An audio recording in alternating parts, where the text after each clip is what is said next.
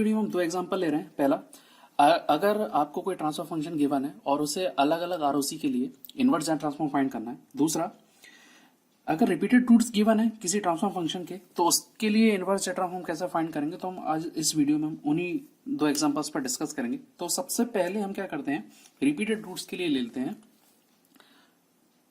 तो repeated roots के लिए हम एग्जांपल ले लेते हैं x z equal to z cube upon z plus one z minus one का स्क्वायर। ठीक है, तो जैसा हम यहाँ पे देख पा रहे हैं कि इसमें तीन हमारे रूट्स मिलेंगे, जिसमें अगर हम लिख लेते हैं कि जिसमें जो हमारा P1 है वो कितना है 1, P2 कितना आएगा P1 माइनस 1 आएगा, P2 1 आएगा और P3 भी 1 आएगा। क्यों? क्योंकि यहाँ पर ये वाला जो फैक्टर है ये कितने रूट्स प्रोवाइड करेगा, हमें दो रूट्स प्रोवाइड करेगा। तो इस ट्रांसफॉर्म फंक्शन में तीन रूट्स हमें मिलेंगे।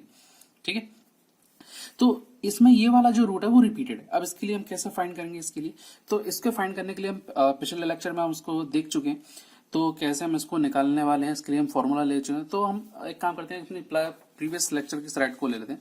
इसमें हमने ये वाला फाइंड किया था फॉर्मूला कि अगर रिपीटेड रूट्स हैं तो हम ये वाला फॉर्मूला इसमें यूज करेंगे।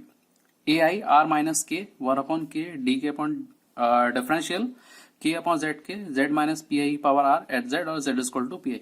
तो ये वाला जो फॉर्मूला है ये हम इसमें यूज करेंगे रिपीटेड रूट्स के लिए। ठीक है, तो पहले इसको ट्रांसफॉर्म फंक्शन जो गिवन है उसको हम पार्शियल फ्रैक्शन एक्सपांशन में इसको हम अरेंज कर लेते हैं। तो यहाँ पर जो रहेगा वो कैसा रहेगा, z x z equal to, अब यहाँ पर ये जो जेड क्यूब है यहाँ से एक जेड यहाँ पर ट्रांसफर कर दो, ऊपर कितना बचेगा z square z plus one z minus one का स्क्वायर। अब इसे हम पार्शियल फ्रैक्शन एक्सपांशन में अरेंज कर लेते हैं। इसको बोल देते हैं a one upon z plus one plus यहाँ पर हम P1 ले लेते हैं इसके लिए z minus one plus P2 upon z minus one का स्क्वायर। ठीक है, तो यहाँ पर हम A1 फाइंड कर लें। पहले A1 हम फाइंड करेंगे तो कैसे फाइंड करेंगे, जेड प्लस वन एक्जेड कितना है जेड स्क्वायर, मतलब एक्जेड मतलब कौन सा, हम अब ये वाला लेंगे एक्जेड अपॉन जेड, इसको लेंगे हम यहाँ पर। ठीक है, upon z plus one z minus one का स्क्वायर और कितने में निकलेगा z equal to minus one पर हमें फाइंड करते हैं। Z minus one z plus one से जेड प्लस वन कैंसिल, तो यहाँ पे क्या मिला z square upon z minus one का square z equal to minus one. Value निकालेंगे तो कितना आएगा 1/4। तो A1 आ गया हमारा 1/4। ठीक है, अब क्या, अब फाइंड करना है हमें A2 P1 और P2। तो यहां पर हम P2 को पहले फाइंड कर लेते हैं। क्यों, इस वजह से हमने यहाँ पे AIR लिख रखा है Z माइनस PIR। तो हम सबसे पहले क्या निकाल लें AIR, यानी कि लास्ट वाला जो हमारा रूट होगा ये वाला AIR, रूट नहीं सॉरी कोफिशिएंट जो होगा हमारा AIR, हम सबसे पहले इसे फाइंड करेंगे। और फिर डिक्रीजिंग ऑर्डर में कहां तक आएंगे हम, डिक्रीजिंग ऑर्डर में हम A2, अगर सपोज ये 3 है तो क्या करेंगे हम, ये 3 आएगा फिर 2 आएगा फिर 1, तो इस तरह से हम उसको फाइंड करेंगे। ठीक है, तो यहां पर हम सबसे पहले P2 को फाइंड करते हैं। तो P2 को फाइंड करें तो Z माइनस वन का square x Z square upon Z plus one और Z माइनस वन का स्क्वायर। Z किस रूट पर निकलेगा, Z इक्वल टू 1 के लिए फाइंड होगा। तो Z प्लस वन से Z minus one square Z minus one square cancel. Value कितनी निकलेगी इसकी 1/2। तो P2 निकला है हमारा 1/2। अब निकालना है हमें P1। ठीक है, तो P1 अगर हमें फाइंड करना है तो यहां पर जो फैक्टर है कितने से डिक्रीज हुआ है 1 से। एक बार और लेते हैं हम इसको, यहाँ पे जो फैक्टर है वो कितने से डिक्रीज हुआ है 1 से। देखिए यहाँ पर जो वैल्यू दी है कितनी है P2, अब हमें निकालना है P1। तो फैक्टर कितने से डिक्रीज हुआ 1 से डिक्रीज हुआ, इसका मतलब जो K की वैल्यू है वो कितनी होगी 1 होगी। ठीक है, तो K की वैल्यू 1 होगी तो यहाँ पे हम K की वैल्यू 1 रखेंगे, K की वैल्यू 1 हो जाएगी। R एज जेड ऐसा कैसे ही चलेगा ये पूरा, तो बस यहाँ पे K की जो वैल्यू है वो 1 हो जाएगी। ठीक है, तो जो मिलेगा वो यहाँ पे हमें क्या मिलेगा D upon d z Z minus one का square Z square upon Z plus one z minus one का square z equal to one पे हमें से फाइंड करना। तो z माइनस वन से z माइनस वन कैंसिल हो जाएगा, d अपॉन डी जेड बचेगा z square upon z plus one z equal to one के लिए। ठीक है, तो हमें ये डिफरेंशियल फाइंड करना है। डेफिनेटली हम फाइंड ऑलरेडी जानते हैं कि ये जो फैक्टर में अगर हमें पॉलिनोमियल दिया हो तो उसके लिए हम z ट्रांसफॉर्म कैसे डिफरेंशियल हम कैसे फाइंड करते हैं, तो हम डायरेक्ट इसका डिफरेंशियल निकाल के हम इसका आंसर लिख लेते हैं। तो जो रिजल्ट आएगा वो हमें यहाँ पर 3/4 मिलेगा अगर हम z इक्वल टू वन रख देते हैं। ठीक, तो यहाँ पर जो फैक्टर यहाँ पर जो मैं इस ट्रांसफर फंक्शन के में जो रिजल्ट मिला वो मिला हमें 1/4 z upon 1/z plus one plus p1 कितना है 1/2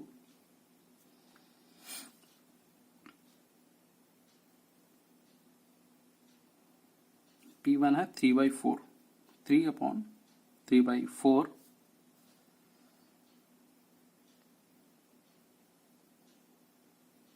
1/z माइनस वन प्लस अब आएगा p2 की वैल्यू है हमने 1/2 कैलकुलेट की हुई है 1/z माइनस वन का स्क्वायर। ठीक है, अब यहां पर हमें फॉर्मूले कुछ याद रखने हैं। e to the power n un का क्या होता है 1/1 माइनस z इनवर्स और z upon z minus a होता है। दूसरा n ऑफ un क्या होता है, ठीक है, n ऑफ जो un होता है वो होता है z upon z minus one का स्क्वायर। ठीक है, या e to the power n un ले लें। यहां पर हम अगर हम n e to the power n un लेंगे तो क्या हो जाएगा, ये यहाँ पे लिख लेते हैं इसको e to the power n a n un, तो यहाँ पे कितना आ जाएगा z माइनस ए का स्क्वायर। ठीक है, ये हमें यहाँ पर वैल्यू मिल जाएगी।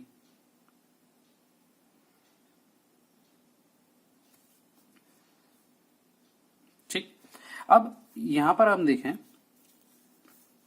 तो यहां पर ये सब क्या प्लस वन में, इसमें से कोई भी इन फंक्शन को सपोर्ट नहीं कर पा रहा है, इसको मैच हम इस फॉर्मूले से हम इसको मैच नहीं कर पा रहे हैं। तो अब हम क्या करें, ये जो z ये हमने पहली बात कर चुकी कि ये जो अपन हम डिवाइड में जो z लेके जाते हैं इसका फायदा ये होता है कि बाद में ले जाके हम इस फॉर्म में इसको हम कन्वर्ट कर सकते हैं। ठीक है, तो अब हम इसको नेक्स्ट में कन्वर्ट कर देते हैं x z equal to 1/4 z upon z plus one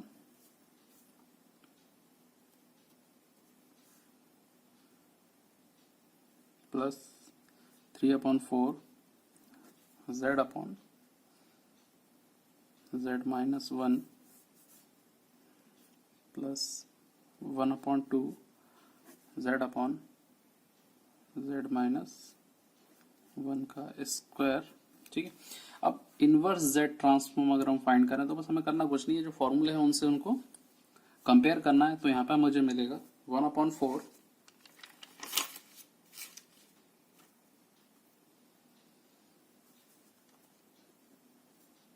minus one की पावर n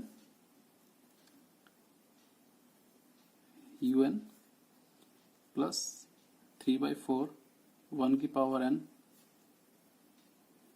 un मिलेगा,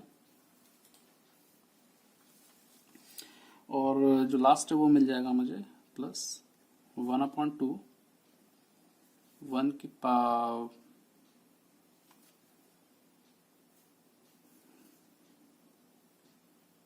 पावर n ऑन un। ठीक है, तो यहां से हम इसको लिख सकते हैं। अब यहाँ पर जो माइनस वन की पावर n है ये ऑड भी हो सकती है, इवन भी हो सकती है, तो इसलिए हम इसको लिख लेते हैं माइनस वन की पावर n, तो हम उसको एज इट इज लिखा रहने देते हैं। जबकि ये वाला जो फैक्टर है, चाहे वन की पावर हम चाहे नेगेटिव रखें या पॉजिटिव रखें, हमें वैल्यू वन ही मिलनी है, तो 3/n un रह जाएगा प्लस 1/2 n ऑफ un रह जाएगा। तो ये आ गया आपका x ऑफ n, यहाँ पर उसको x ऑफ n लिख लेते हैं, not x of z, x of n से हम इसको रिप्रेजेंट कर सकते हैं। तो ये आ गया हमारा यहाँ पर inverse z transform for repeated roots. अब नेक्स्ट एग्जांपल हम ले रहे हैं फॉर ट्रांसफर फंक्शन कि जिसका आपको इनवर्स जेड ट्रांसफर निकालना है, बट अगर उसी एक ट्रांसफर फंक्शन के अगर अलग अलग आरओसी गिवन हो तो, ठीक है, तो कैसे हम उसे फाइंड करेंगे। तो यहाँ पर हम क्वेश्चन पहले लिख लेते हैं इसके लिए। तो जो क्वेश्चन गिवन है वो है z+2 upon 2z² minus 7z plus 3, ठीक है। अब इसको अलग अलग आरओसी के लिए फाइंड करना है। तो सबसे पहला जो है वो है मोड z ग्रेटर देन 3, जो दूसरा है if z is less than 1/2, और जो थर्ड है वो है 1/2 ग्रेटर देन 3। तो एक ट्रांसफॉर्म फंक्शन गिवन है और इसका इनवर्स जेड ट्रांसफॉर्म निकालना है 3 अलग अलग आरओसी के लिए। तो सबसे पहला काम हम तो क्या करें कि भाई पार्शियल फ्रैक्शन को यूज करें। पार्शियल फ्रैक्शन एक्सपांशन में पहले इसका इनवर्स जेड ट्रांसफॉर्म के जो इंटरमीडिएट टर्म है हम पहले उसमें लेकर आ जाएं, और उसके बाद आरओसी जो गिवन है उससे हम कंपेयर करके उसको हम फाइंड कर लें, ठीक है। चलो, तो यहां पर हम पहले क्या करें, इसको ट्रांसफॉर्म फंक्शन में उसको एक्सपांड कर लेते हैं। तो transform function partial fraction expansion करने के लिए हम क्या करें, इसको एक्स एक वेरिएबल हम फंक्शन एक्स जेड से इसको हम रिप्रेजेंट कर सकते हैं। तो अब यहाँ पे जरा देखो, क्या अगर हम इसको सीधा सीधा लेते हैं तो पार्शियल फ्रैक्शन एक्सपांशन में 1 की टर्म में आएगा ये, ठीक है। इसका जो भी हमें कोफिशिएंट मिलने के बाद जो आएगा तो हम उसको निकाल नहीं पाएंगे। तो क्या करें, हम यहीं पर z का डिवाइड कर दें। तो z+2 अपॉन z, यानी कि यहाँ पर इस पर भी डिवाइड कर दें हम और यहाँ पर भी डिवाइड कर दें, तो हमारी जो इक्वेशन होगी वो बैलेंस हो जाएगी। -7z प्लस 3 ऐसा लिखें, ठीक। अब हम यहाँ पर निकाल सकते हैं इसको xz अपॉन z, z+2। एक काम और करते हैं, यहाँ पे जो 2 है ये और बाहर निकाल लेते हैं। यहाँ से जो 2 है ये कॉमन ले लेते हैं, तो यहाँ z² बच जाएगा -7/2z प्लस 3/2, ये और बचेगा, ठीक है। अब इसके आगे क्या करें हम कि ये जो हमें पॉलिनोमियल मिल गया, इस पॉलिनोमियल को हम क्या करें, इसके हम फैक्टर निकाल लें। फैक्टर फॉर्म में इसको हम लिख लें। फैक्टर फॉर्म निकालने में हमें क्या चाहिए, इसके रूट्स चाहिए। तो रूट हम एक फॉर्मूला से निकाल सकते हैं, -b plus minus √b² minus 4ac upon 2a। तो यहाँ से हमें जो रूट्स मिलेंगे, क्या मिल जाएंगे इसमें, हम इसको फाइंड कर सकते हैं, निकाल सकते हैं। तो इसमें जो रूट्स मिलेंगे हमें 1/2 और 3, ये 2 रूट्स मिल जाएंगे हमें यहाँ से। इसको अगर हम कैलकुलेट करते हैं तो xz upon z, z+2 upon 2z, z minus 1/2 और z माइनस 3, इस फॉर्म में हम इसको लिखते हैं। अब इसको पार्शियल फ्रैक्शन एक्सपांशन में उसको रिप्रेजेंट कर देते हैं।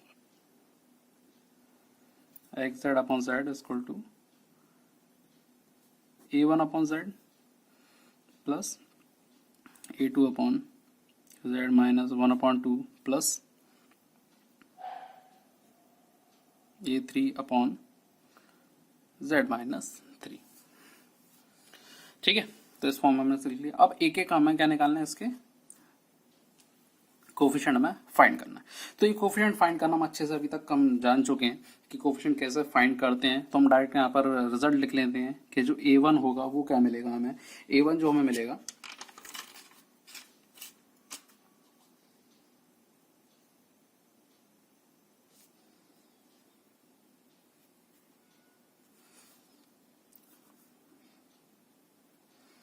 (2/3), a2 मिलेगा -1 और a3 अगर हम फाइंड करें तो a3 मिलेगा हमें 1/3, ठीक।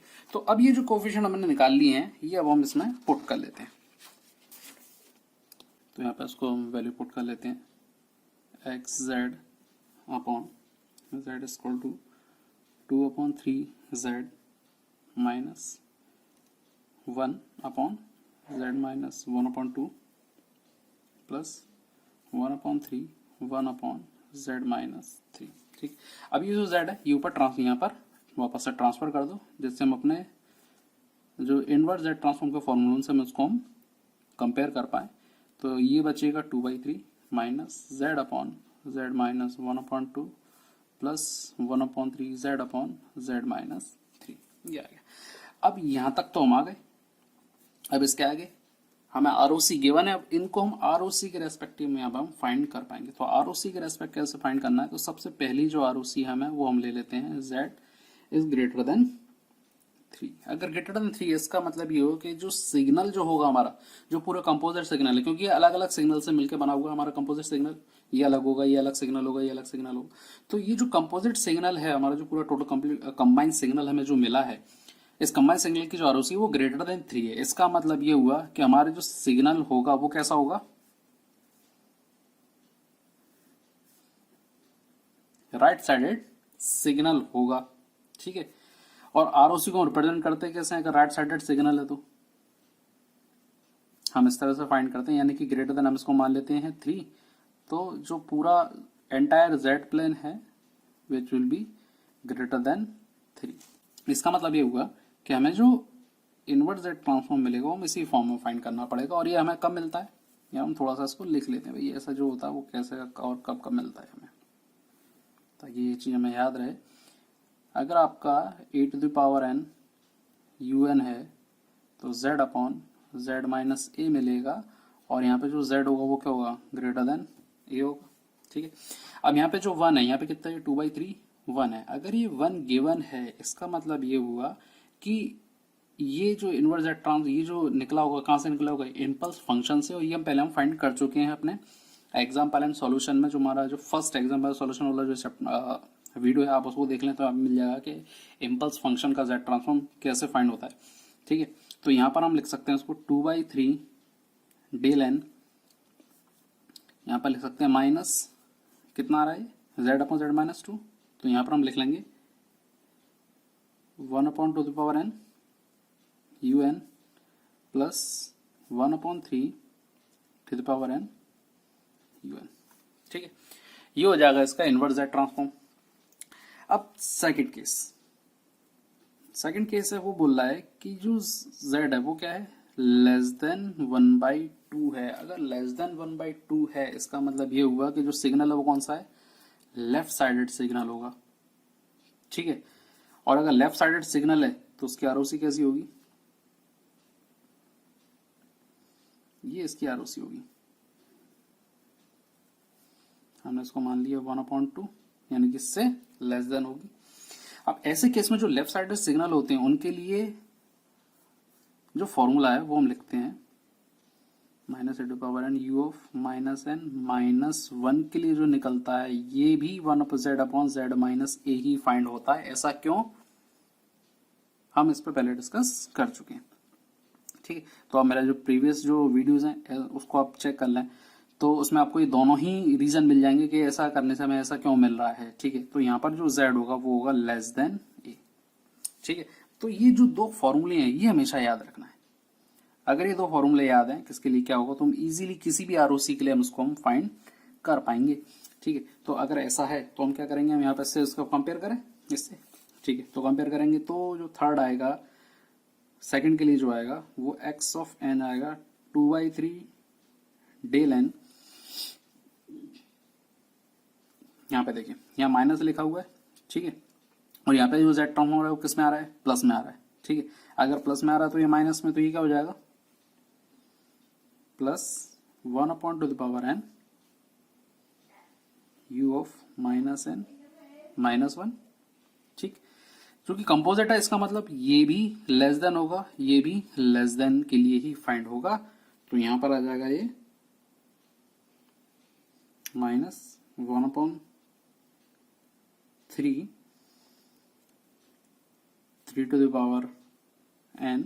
u of -n -1। ठीक है, नेक्स्ट आते हैं हम अपने थर्ड आरओसी पर। नेक्स्ट आरओसी है वो है z और 3। इसका मतलब क्या हुआ कि जो आरओसी है वो कैसी है, एक जो सिग्नल है जिसका जो पोल है वो 1/2 है, और एक है जिसका 3 है। इसका मतलब ये हुआ कि सिग्नल जो है वो कैसा होगा, कंपोजिट तो होगा बट वो इसके लिए डिफाइन होगा। यानी कि लेफ्ट साइडेड भी होगा और वो राइट साइडेड सिग्नल भी होगा, यानी कि एक माइनस एन के लिए डिफाइन होगा, दूसरा प्लस एन के लिए डिफाइन होगा। ठीक है, तो ग्रेटर देन जो 1/2 है वो कौन सा होगा, ये वाला होगा। लेस देन 3 है वो कौन सा होगा, माइनस एन वाला होगा। ठीक, अब बस अब हमें ये चीज हमें देखना है कि ये मान लेते हैं हम कितना 1/2 और इसको हम ले लेते हैं 3। ठीक है, तो अब हमें ये देखना कि 1/2 का मिल रहा है। 1/2 अगर हम देखें तो ये वाला मिल रहा है, यानी कि ये जो होगा वो हमारे लिए राइट साइडेड सिग्नल होगा।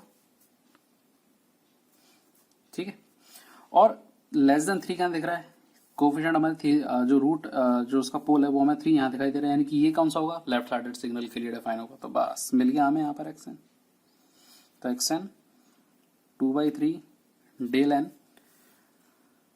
अब ये माइनस है तो माइनस पे कोई फर्क नहीं पड़ना, क्योंकि ये कैसा है, राइट साइडेड सिग्नल के लिए हम डिफाइन हुआ है। तो 1/n un हो जाएगा। ये 3 है, ये लेफ्ट साइडेड के लिए। ठीक है, तो लेफ्ट साइडेड में क्या आ जाएगा, ये पॉजिटिव में है, क्योंकि हमें ये पॉजिटिव का z ट्रांसफॉर्म आ रहा है, तो ये पूरा का पूरा कोफिशिएंट नेगेटिव हो जाएगा। इसका मतलब ये 1/3 1/3 u ऑफ -n -1 ये हो जाएगा। ठीक है, तो ये हो गया हमारा इनवर्स z ट्रांसफॉर्म। दोनों केसेस के लिए क्या होगा भाई, मल्टीपल आरओसी के लिए अगर हमें एक ही ट्रांसफर फंक्शन को फाइंड करना है और रिपीट रूट्स के लिए अगर हमें इसको फाइंड करना है तो कैसे हम फाइंड करेंगे। इस लेक्चर में अगर दी हुई इन्फॉर्मेशन अगर आपको पसंद आई हो तो इस चैनल को आप सब्सक्राइब कर लें, बेल आइकन का बटन प्रेस कर दें ताकि नेक्स्ट वीडियो की इन्फॉर्मेशन आपको पहले मिल सके।